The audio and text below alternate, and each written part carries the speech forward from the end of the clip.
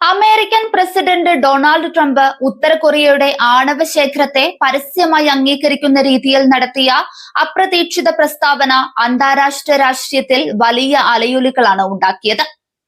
പതിറ്റാണ്ടുകളായി ഉപരോധങ്ങളും നയതന്ത്ര സമ്മർദ്ദങ്ങളും ഉപയോഗിച്ച് തടയാൻ ശ്രമിച്ച ഒരു രാജ്യത്തിന്റെ ആണവശേഷിയെ അമേരിക്കൻ നേതൃത്വം തത്വത്തിൽ അംഗീകരിച്ചു എന്ന സൂചനയാണ് ഇത് നൽകുന്നത്. ഈ നീക്കം ഇറാനിലെ ഭരണാധികാരികൾക്ക് സ്വന്തമായി ആണവായുധ ശേഖരം കെട്ടിപ്പടുക്കാനുള്ള ഏറ്റവും വലിയ ന്യായീകരണമായി മാറുകയാണ്. പടിഞ്ഞാറൻ ഏഷ്യയിൽ അമേരിക്ക സ്വീകരിക്കുന്ന ഇരട്ടത്താപ്പും സ്വയം പ്രതിരോധത്തിനുള്ള തന്ത്രപരമായ നീക്കങ്ങളും ഇറാനെ കൂടുതൽ കടുത്ത തീരുമാനങ്ങളിലേക്ക് നയിക്കുന്നുവെന്ന സൂചനകളാണ് പുറത്തുവരുന്നത്.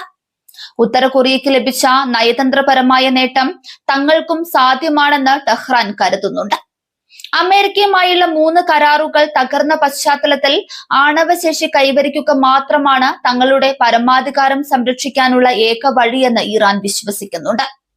അതിനിടെ മേഖലയിലെ വൻ ശക്തിയായ UAE ഇറാനുമായുള്ള എല്ലാ വ്യാപാര സാമ്പത്തിക ബന്ധങ്ങളും അടിയന്തരമായി നിർത്തിവെക്കുന്നതായി പ്രഖ്യാപിച്ചു.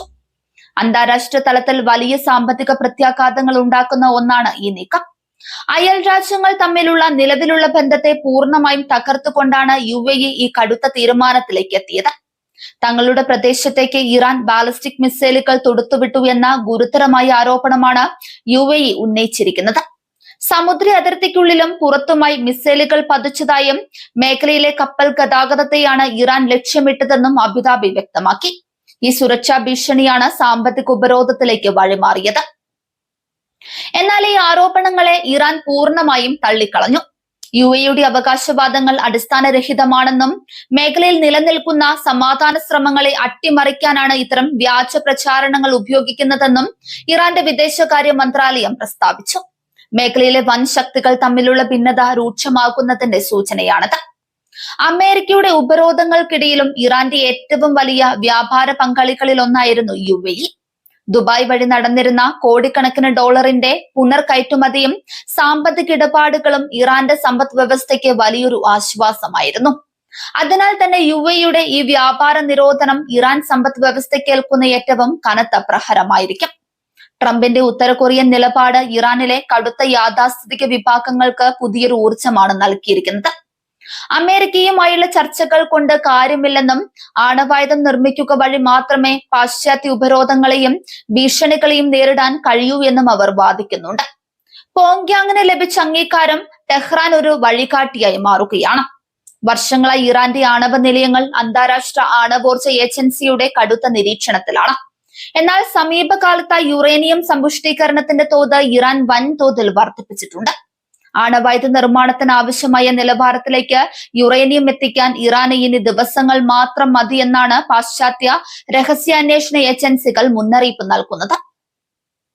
പശ്ചിമേഷ്യയിൽ ഇസ്രയേലും ഇറാനും തമ്മിൽ നിലനിൽക്കുന്ന നിഴൽ യുദ്ധം ഇതിനകം തന്നെ മേഖലയെ സംഘർഷഭരിതമാക്കിയിട്ടുണ്ട്. ഇറാൻ ആണവ പരിധി ലംഘിക്കുകയാണെങ്കിൽ സൈനിക നടപടിയിലേക്ക് കടക്കുമെന്ന് ഇസ്രയേൽ പലതവണ മുന്നറിയിപ്പ് നൽകിയിട്ടുണ്ട്. ഈ സാഹചര്യത്തിൽ മിസൈൽ ആക്രമണ ആരോപണങ്ങളും വ്യാപാര നിരോധനവും പശ്ചിമേഷ്യയെ മറ്റൊരു വലിയ യുദ്ധത്തിന്റെ വക്കിലെത്തിച്ചിരിക്കുകയാണ്. UAEയും ഇറാനും തമ്മിലുള്ള ഈ സാമ്പത്തിക ബന്ധം ഏർപ്പെടുത്തൽ പ്രത്യാഘാതങ്ങൾ ഉണ്ടാക്കുന്നത് ഗൾഫ് മേഖലയിലുടനീളമാണ്. പേർഷ്യൻ ഗൾഫിലെ കപ്പൽ ഗതാഗത സുരക്ഷയും എണ്ണ വിതരണവും അപകടത്തിലാക്കാൻ ഇത് കാരണമാകും. ആഗോള വിപണിയിൽ എണ്ണവില കുതിച്ചുയരാൻ ഇത്തരം സംഘർഷങ്ങൾ വഴിവെക്കുന്നുണ്ട്. അമേരിക്കൻ വിദേശ നയത്തിലെ വ്യക്തതയില്ലായ്മയും പെട്ടെന്നുള്ള പ്രസ്താവനകളും അന്താരാഷ്ട്ര തലത്തിൽ വലിയ ആശയക്കുഴപ്പങ്ങളാണ് ഉണ്ടാക്കുന്നത്. ഒരു വശത്ത് ഇറാന്റെ ആണവ പദ്ധതികളെ എതിർക്കുകയും മറുവശത്ത് ഉത്തര കൊറിയയുടെ ആണവശേഷി അംഗീകരിക്കുകയും ചെയ്യുന്നത് പശ്ചിമേഷ്യയിലെ നയതന്ത്ര സന്തുലിതാവസ്ഥയെ തെറ്റിച്ചു. GCC രാജ്യങ്ങൾക്കുള്ളിൽ ഇറാന്റെ സ്വാധീനത്തെയും ആക്രമണങ്ങളെയും കുറിച്ചുള്ള ആശങ്കകൾ വർദ്ധിച്ചു വരികയാണ്.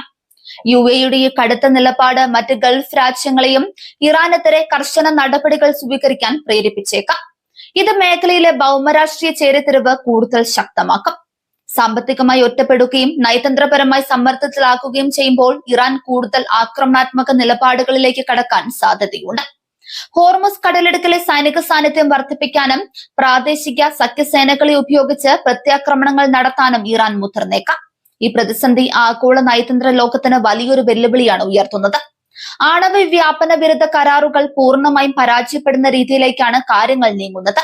ഉത്തര കൊറിയയും ഇറാനും ഉയർത്തുന്ന ഈ വെല്ലുവിളി തടയാൻ അന്താരാഷ്ട്ര സമൂഹത്തിന് കഴിഞ്ഞില്ലെങ്കിൽ കൂടുതൽ രാജ്യങ്ങൾ ആണവായുധങ്ങളിലേക്ക് തിരിയുന്ന ഒരു അവസ്ഥ സംജാതമാക്കും.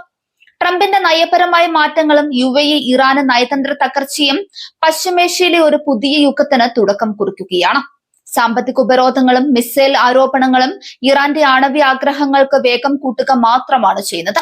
സമാധാനപരമായ നയതന്ത്ര ചർച്ചകൾ പുനരാരംഭിച്ചില്ലെങ്കിൽ മേഖല അതിദാരുണമായ ഒരു സൈനിക ഏറ്റുമുട്ടലിലേക്ക് നീങ്ങുമെന്ന കാര്യത്തിൽ സംശയമില്ല.